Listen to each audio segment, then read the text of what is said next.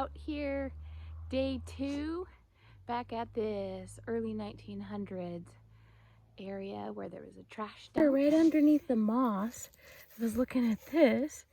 Check that out. Wow.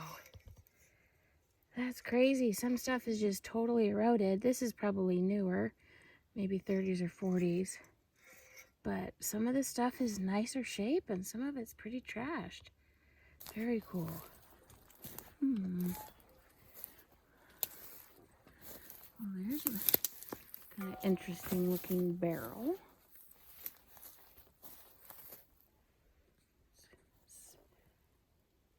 It's a weird size. Wow. That's very interesting. There's holes all over out here. You gotta be careful. You never know what you're gonna stumble across. Yeah. There's holes everywhere out here. Oh my gosh. Okay, this hole is a big one. Whoa. I don't know if that's collapsed or if that was something they had from the mining days. Whoa. That is a big hole. It actually looks like it's collapsed. I almost wonder if there's like, that whole area looks hollow under there, like it's all collapsing in. Very interesting. Gotta be careful out here. A lot of big holes you could fall into. There is just too much around here for me to try to metal detect. It's just ridiculous. There's too much iron, too much wire, too many pieces of everything. So I'm just walking around and trying to see what I can find by eye now. And there are relics all over the ground, everywhere. This place is just covered with them. So I'm gonna keep just searching and looking around. There's so much stuff spread all around these old crumbling down buildings. Right next to this cabin that's falling down, I found this broken mirror. But check this out. Once I started taking the broken mirror pieces out, I looked at the frame and I was like, whoa, this is really cool.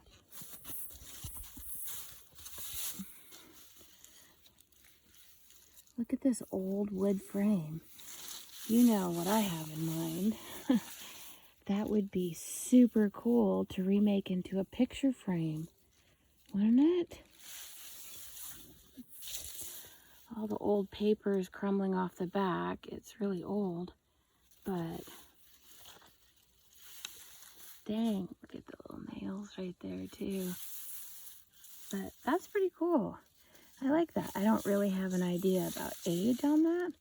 I'm guessing early 1900s, maybe 1920-ish with everything here. But I'm hiking through the woods over here. I see some more trash. I'm looking through. So I start digging down here because I see this can. So there's a lead seal can in this older pile. And look, there's little things in here. I don't know what that is. Some sort of piece of equipment or tool.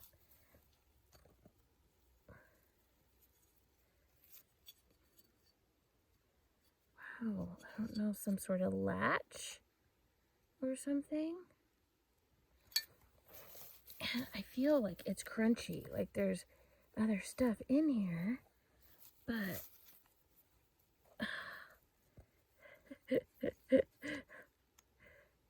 oh, it's all rusted. I don't think it'll move.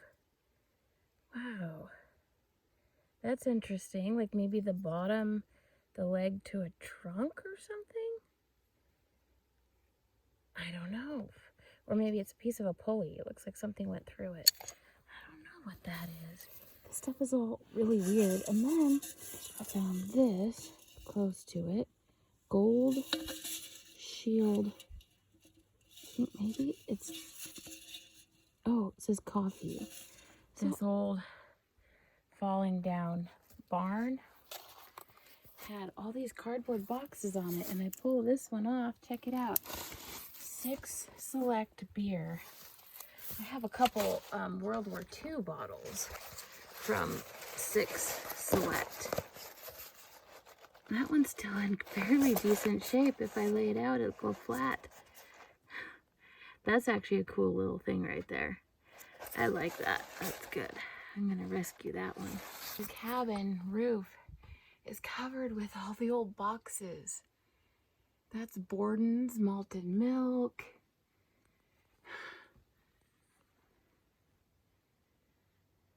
Check this out. This is cool. There's Libby's. These are like 1940s. I want to save some of these if I can. These are so super cool. Okay, so I crawled back here underneath this falling beam. Okay, maybe not the safest place in the world to be. I'm gonna go quick and then get back out of here. Check it out. Pulling these down. Look at these. These are so super cool.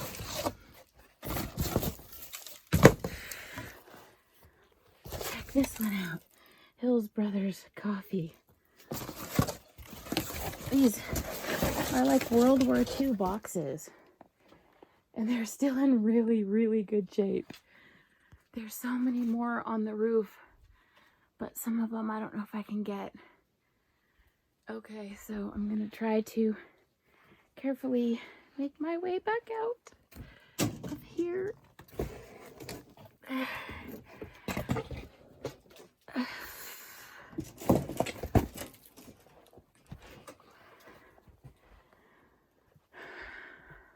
really want to see if I can get that Libby's.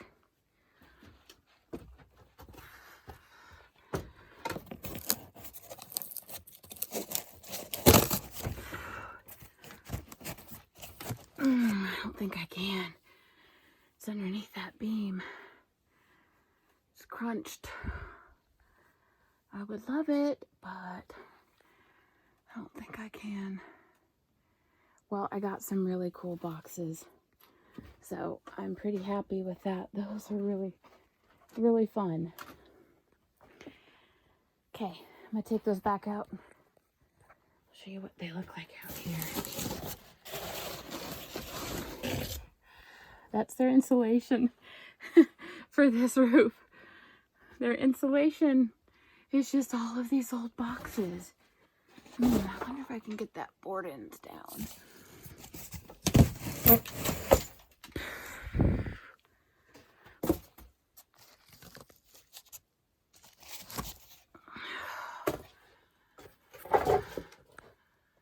Ooh, that says Alaska Beverage Fairbanks.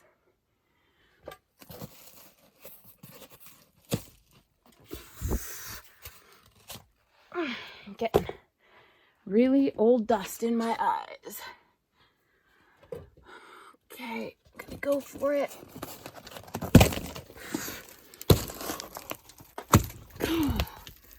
Got it.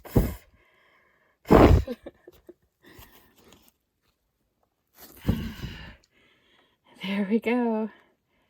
Check that out. Okay. That says Eagle on it.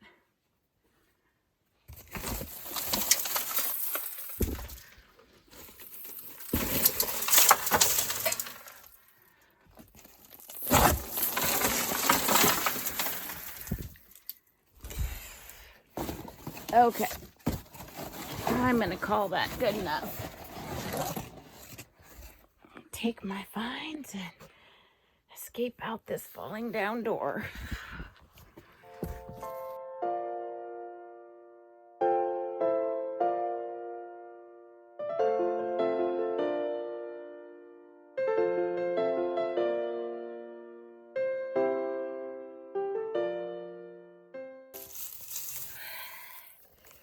Is Aqua.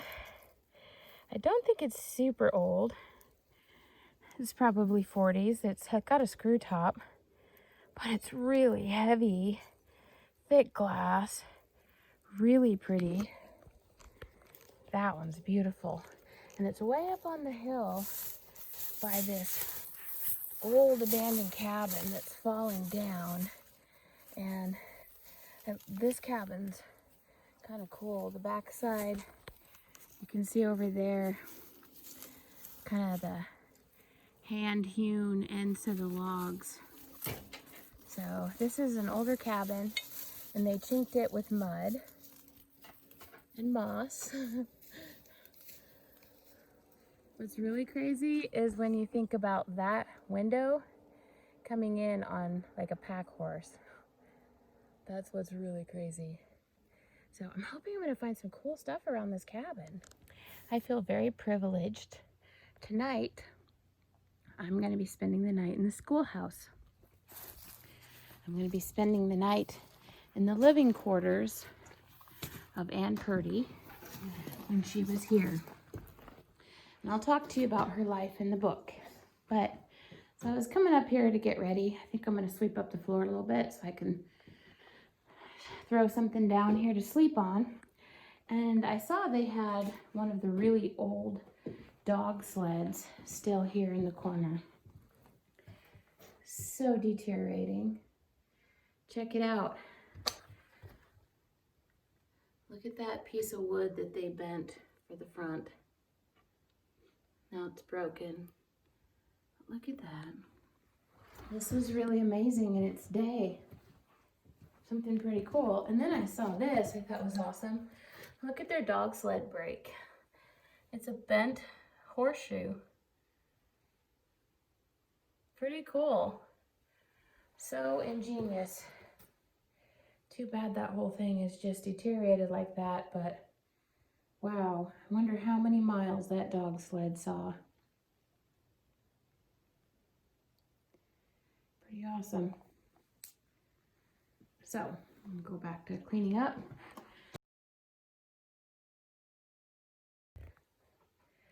So it's midnight, a little bit after midnight, and this is where I'm spending the night tonight.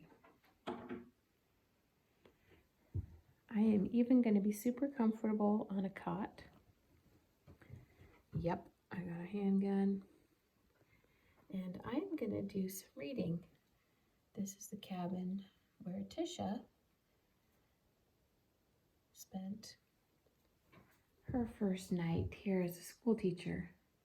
It's a little spooky, but I got my dog with me, and it's kind of fun to be spending the night here in her living quarters. So cool. I filled the pail with water and started lugging it back and stopped halfway to rest. I could not even see inside my quarters, it was so dark. I felt a little scared. Maybe it was because everything looked so rough and bare. I didn't know. Suddenly, it did not seem so friendly. Back in Oregon, where I had taught until last June, the nights were made for a nice walk or a soda at the drugstore. Here it was all wilderness. At night, everything went into hiding. I picked up the pail and hurried into my quarters. Inside, it was almost too dark to see. I thought about going next door and asking if I could wait there until Mr. Strong came, but I didn't want to bother anyone. Besides, I was going to get used to it being on my own, so I might as well start now. I thought I remembered seeing a couple of stubs of candles somewhere. I was lucky. I found them right away with the matches. The candles did not give out too much light. They made shadows jump all over.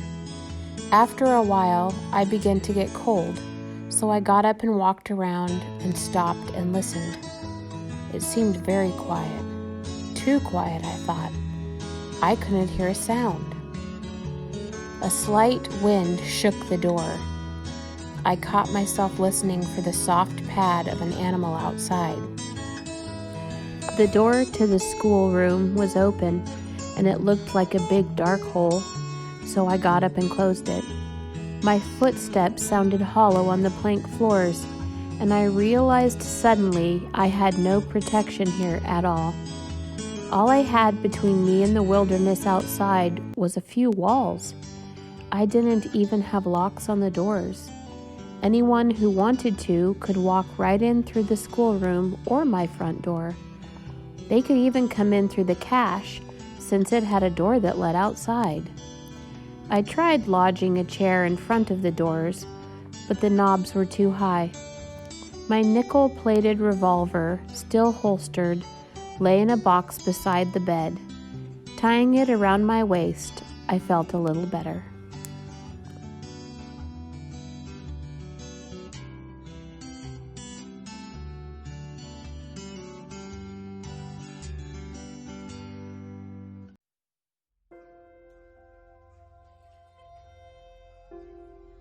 She was pacing back and forth all night long. I don't think she was very happy that I made her spend the night here. What's up, Millie? She sat right there most of the night, just staring at the window. We heard a few coyotes last night. Not gonna lie, it was probably not the best night's sleep I've ever had, but the cot wasn't too bad.